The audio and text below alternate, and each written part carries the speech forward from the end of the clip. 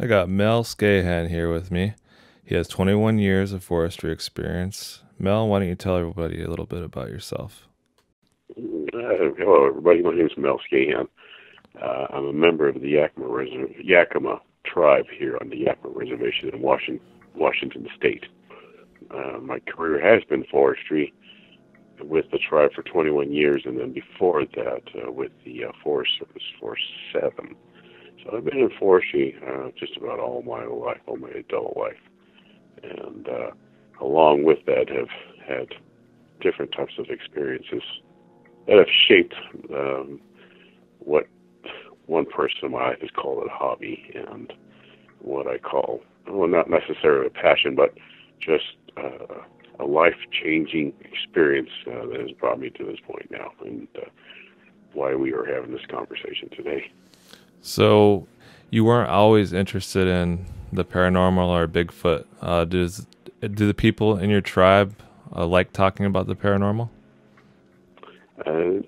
No, not necessarily. It's pretty much, with any tribe, a taboo subject, and not to be discussed openly, and especially at night, too. There's certain rules when you gather around people, the subjects that you talk about at night for the attraction of them. So the reason why they don't do it is because the attraction factor.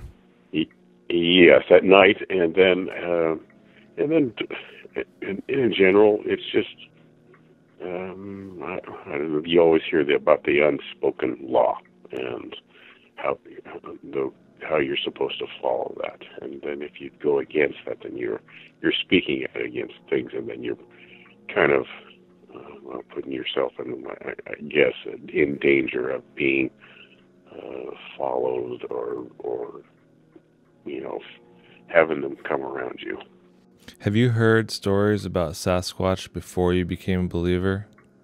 The stories used to come up about Bigfoot, and I lived in Skamania County, which back in its heyday, in the early 40s and 50s, was Bigfoot Central, as they called it. But I myself really wasn't a believer, because I'd heard the stories from my great-grandfather while we were out in the woods. But like I said, it faded. And then when I started hearing the stories from the white population, then it just didn't make any sense to me. And when I had heard stories, and they weren't too often, other than watching an occasional news report or seeing something in newsprint, and then being in Skamania County, there was just no way. And it wasn't until I started working by myself out of the group that things kind of started, I guess, playing in my mind, because I was alone. I was miles from my vehicle. And when I would be out there and I'd start making all kinds of noise, banging on the trees or, walking through the brush, then I would get this sensation that I was being watched or being followed. And then it was about 2 years or so after that when we were out in the woods working as a group, we came across a footprint that really was not too clear, but you could make an outline of a giant foot in the mud. And a clear print it was, and my coworker pointed it out, showed the toes, and we'd never seen anything like it, and we kind of thought we just pushed it away, that it was a bear. And when we brought it up to our supervisor, who was out in the woods with us at the time, he says, "Just get away from it. It's just a bear. There ain't nothing. Ain't no Bigfoot or Sasquatch or whatever you guys want to call it these days. It doesn't exist." And so when you're working in the logging industry and people come across something like that, they'll talk about it, but they won't. It's more of a gossip type situation and not actual fact or wanting to share the whole story. And so that was the Forest Service days. And when I left them and started working for the tribe, the first couple of years was kind of quiet for me, and then it happened where I came across 3 sets of tracks, and they were the first track that I came across was a very large track, and it was 22 inches long, and it was about 8 inches wide at the toes and about 5 to 6 inches wide at the heel. And it was a massive foot. And the second track that was along with it was about 4 to 5 inches smaller, around 18 inches. And then the smallest one that was with the group was 10 inches smaller than the mid-sized foot, right around 8 to 8.5 inches long. And that made me a total believer of the whole Bigfoot Sasquatch.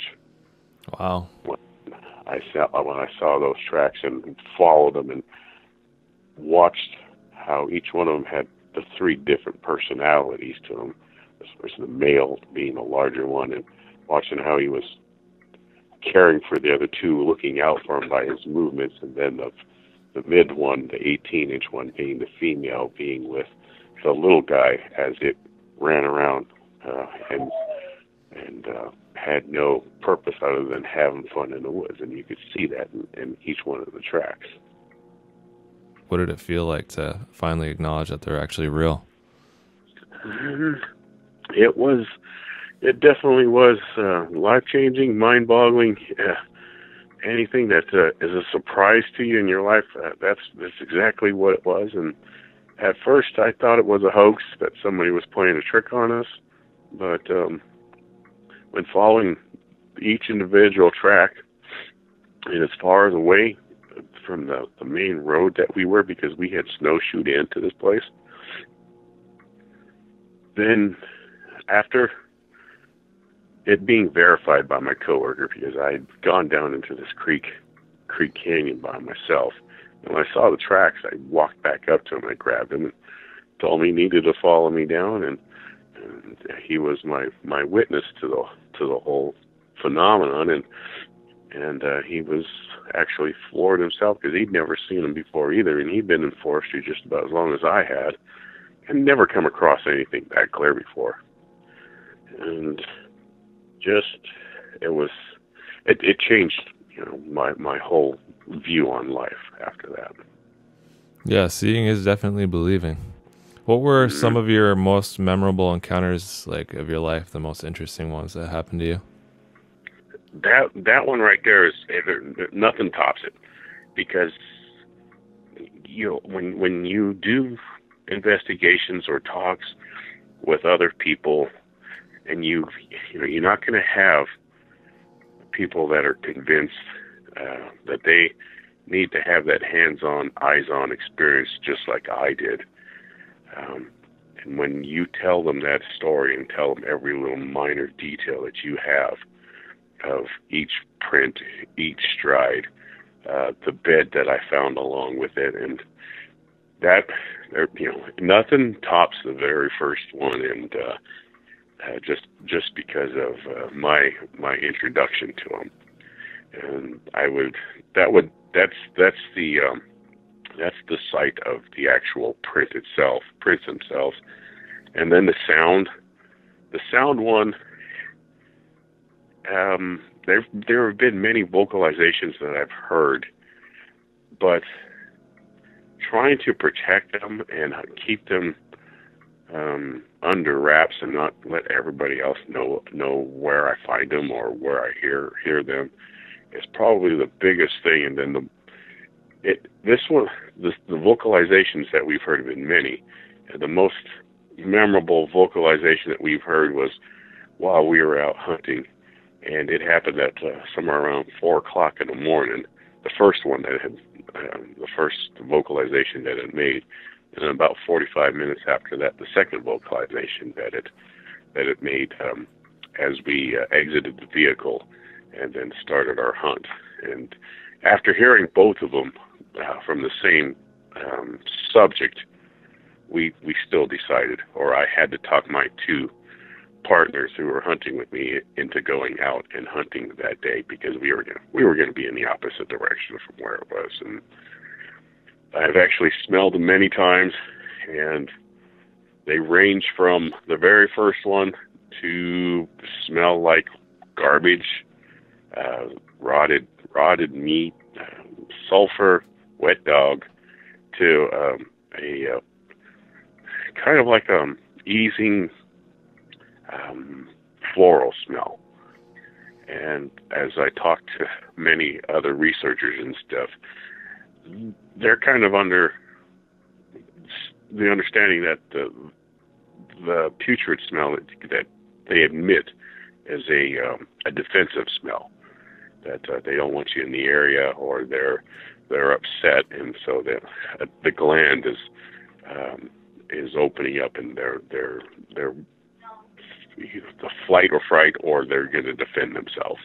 And with the floral, I really don't know. I can't explain the floral smell, but I smelled that, I'd say, about 6 times now, and those ones have been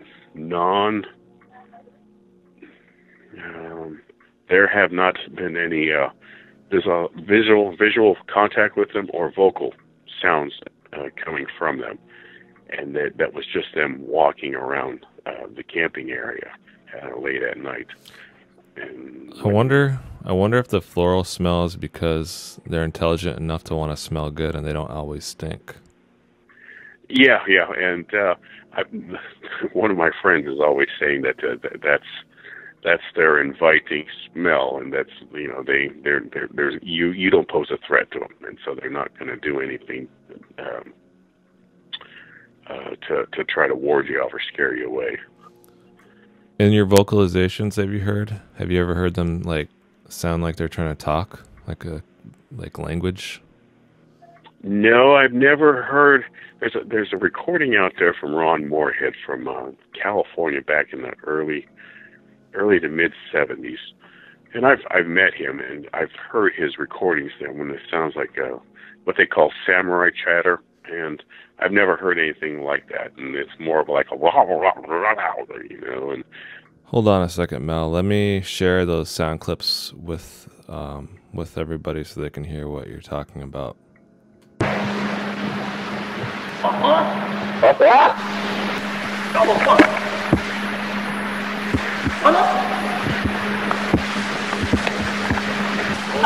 There's one. Okay, using the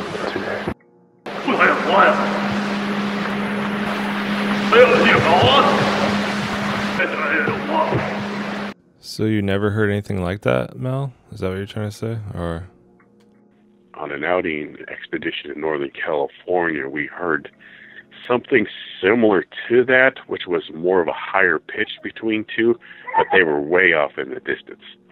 And I had the recording of them, and we recorded it for a good 2 hours. And over the years, things get lost, or hard drives fail, and that's exactly what has happened. Is that the hard drive failed on where I stored most of my stuff, and I lost a great deal of do you still have early stuff. Do you still have the hard drive? Nope. It's been long gone. There's a recovery, you can pay people to recover data off hard drives that fail like that. It costs like $100 or something. Yeah. This was about 16, 17 years ago that I lost it. Oh wow, that sounds pretty interesting though. That's too bad. Have you ever seen Bigfoot with your seen it? What's the best vision you ever got of it?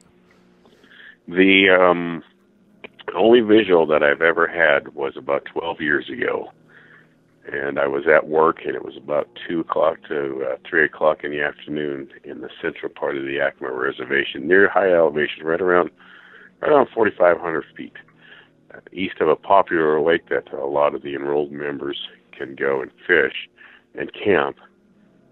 And there was a coworker that had spotted it first as we drove by it, and he was unsure what it was.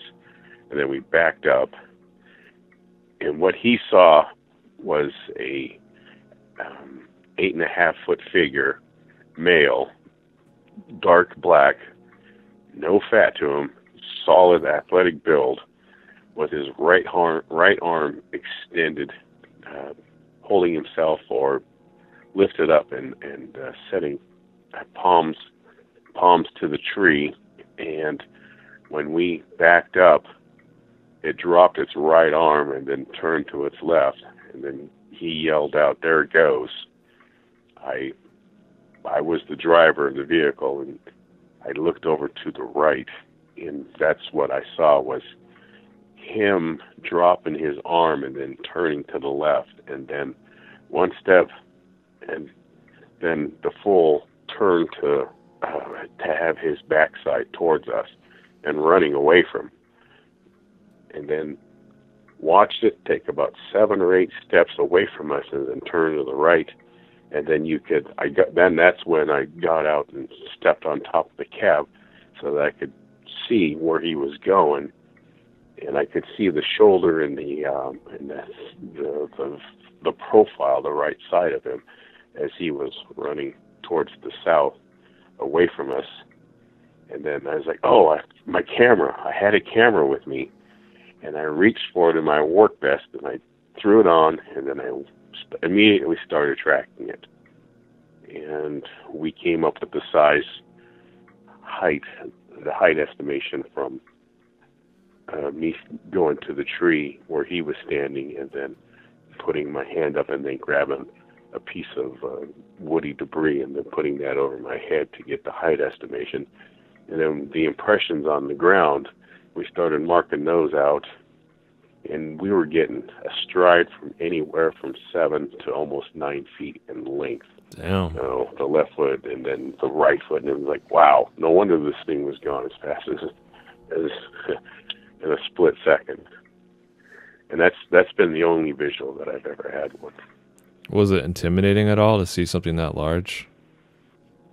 Yes, it was. It was exhilarating, and it was, when you drive through the woods and just you see a deer standing alongside the road, and it's like, "Oh, look, there's a deer," and then it just jots away. I mean, that's that type of excitement that, oh yeah, there are animals out here, or a bear. And when you're supposed to be ready to do video or do a picture, your mindset is just like, oh wow, just to admire it. It's standing right in front. You never think about grabbing a camera. And I kept training myself to grab my camera because I always had it on with me. Any sound that would emit from the woods, I would try to record it. But with what had happened here I was just in awe of seeing this and trying to not take my eyes off of it because you just wanted to burn it into your mind, what it looked like, and its movement, and just everything that you can retain. So, just trying to get a better visual in my mind, was it really shaggy or thin fur? Like, where was it thin? Where was it thick? The proportionate of here, hold on. Goodbye. No. Back one. I gotta get back. My granddaughter's here right now.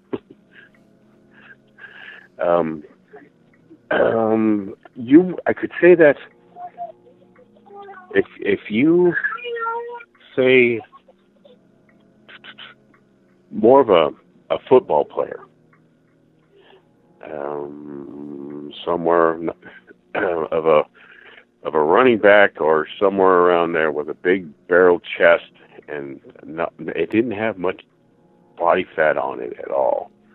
And you could see when it was running the shape of the arms and the muscles that were in the arms, and its hands and its arms that were extended down below its knees as it turned away from us. And then a lot of runners have this motion where they bend the elbow and use it for speed or use it to help the stride. This thing kept its arms down by its side as it ran, and then had its fingers opened up. And the hair on it wasn't. It looked like it had gone to the barber. It wasn't shaggy. It was a shiny coat, and It wasn't shaggy. If I had to guess, the hair was somewhere probably about no more than 4 inches long on it. They sound kind of clean cut and not as animalistic as some depictions try to portray. Right, yeah. If you look at the 1967 Patterson-Gimlin film, you see a female, and you see a female that is on the heavy side, and that's been everybody's mindset that's what they look like. And then when you show the video to a lot of the witnesses, they're like, no, it didn't look like that. This thing had muscles to it. You can see the muscles in its arm and how big the legs were and how long the legs were. And so that could be the difference between certain periods of time. If they're trying to, most animals try to fatten up during the wintertime, and this was early fall yet, or maybe it was still not in that process. Maybe there's so much that we don't know. I heard a story on one of your other interviews about an experience you had with a Bigfoot coming really close to your tent. Can you tell me a little bit about that? Yeah, it's a tactic that we've changed. A few people that I know. A lot of these people that are doing the conferences or doing expeditions or large groups that are out to capture evidence, they're out there to attract them, and you don't need to attract them because they know, over the years. I mean, these are intelligent people that have learned, and you can't, continue these so-called magician tricks to try to get them to come in. They already know you're there, and they already know why you're there. Because you'll have one group go out one weekend, and it's, 6 or 7 days, somebody else is going to go out to the same area. They're going to adapt, they're going to learn. And, they're not like elk. They're not going to continually to repeat and answer those calls. And so the camping idea had come up, and just go out there. They know you pull in. I mean, they can hear your vehicle coming up the roads, and they know their areas because they walk them plenty of times to gather their food or walk through to get to another area.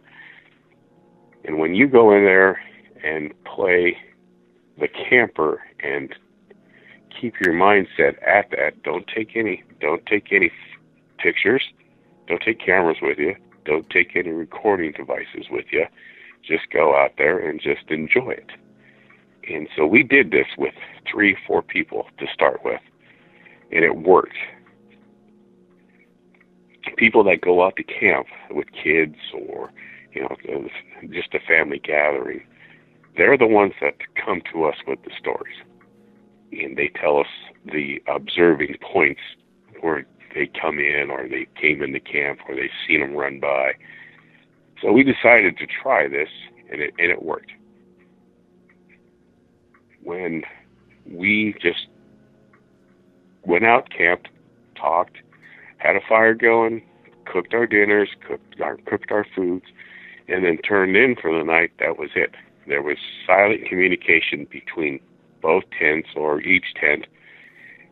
And then 3 or 4 hours into it, you would hear light stepping coming into the camping area. And then you would hear some grunting, like or and then you would hear the items being moved around around your camping area.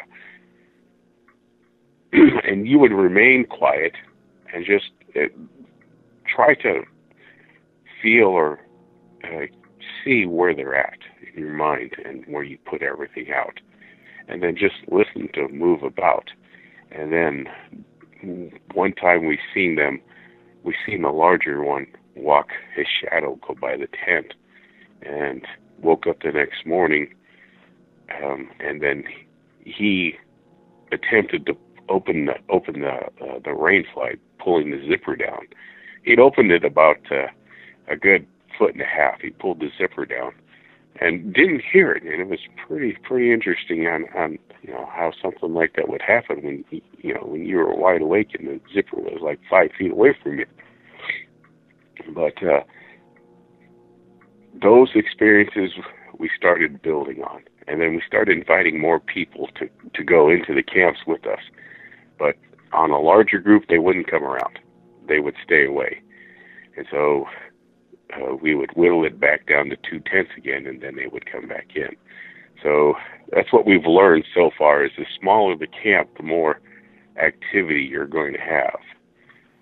And, the type of activity you're going to have, you don't know. It could be quiet, them moving around, them moving stuff around, or they could be poking at the tent, lift the tent up, or tap on it really aggressively at the top. And that's what happened to you? So, yeah, well, all that had happened in 5 different areas that we have camped. And people were like, well, why don't you have a camera, or why don't you set up motion cameras and stuff like that? And it's just like, that's not what this is about. I already know they're there. And, if I want to invite you down to experience it, I'll invite you, or I'll tell you where to go. But, if your goal is to, try to expose what, the friendship that we found with them, then, I'm not going to do it.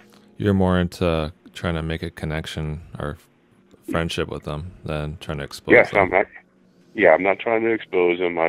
That was my early on experiences, and they were learning experiences, but now it's just, I already know. I already know they're there, and I already know their capabilities, and if they really wanted to drive me out of the area, they would. But I've never experienced a really aggressive manner of them shaking the trees, or the loud piercing screams, or anything like that.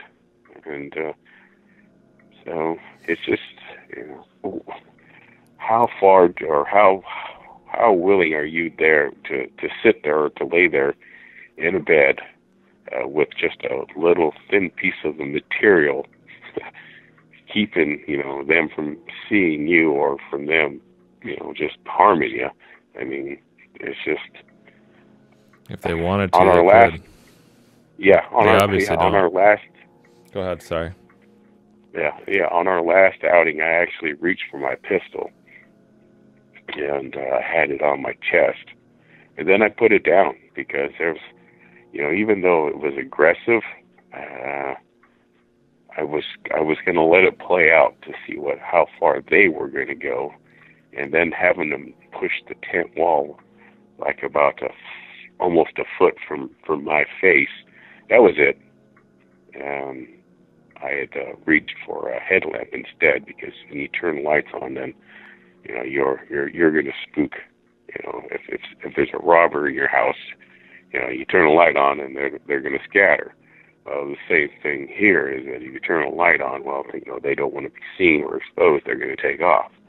And that's exactly what I did. Was I reached for a headlamp, turned it on, and it took them a while before they moved away. There were 2 of them there, and then I hit the panic button on the key fob that we had, and then the horn started blaring and started beeping, and that's when they started running. And you can feel, wow, with the weight on them, you could feel the step that they took as they ran away. Damn, that's crazy. That's awesome. That must have got your adrenaline going a little bit, huh? Oh, it did. Yeah, it went on for 3 hours. I slept for an hour through the first hour of it, and it was the last 2 hours that I was awake for. And I didn't want to go sleepless through the rest of the night, so when I armed the car, before I did that, I turned the headlamps on, so when I hit the arm button, the lights would go off, and when I would disarm it, the lights would come on. And so I kept doing that like every 10 or 15 minutes so that they knew I was done. But I was going to turn the light on if necessary, and they never did show up the rest of the morning. And I was able to get like about 2.5 hours of sleep after that. Have you ever thought of doing one of those sleeping bags with a bug net over your head so you could actually see them when they come up to your camp?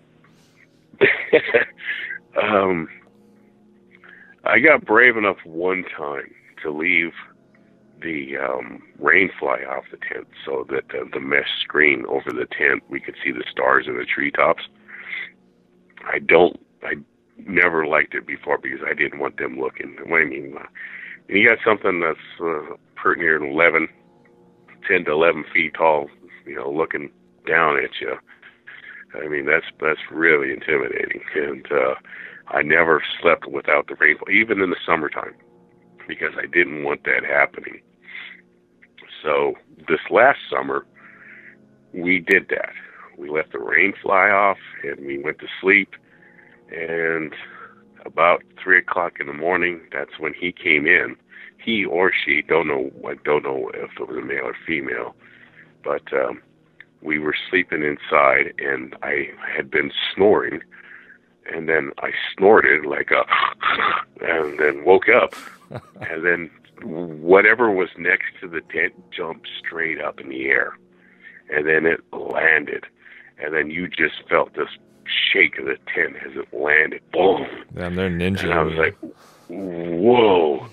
And then it started running. Yeah, they're like ninjas, man. They're sneaky.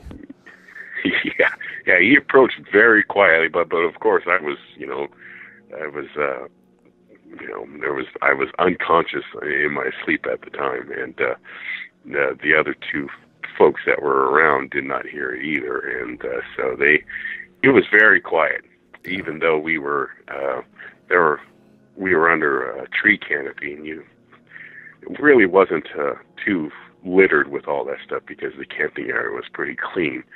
But he came in really quiet, but when he or she left, you could hear the boom, boom, boom, and then you can hear the branches break as it was running through the trees.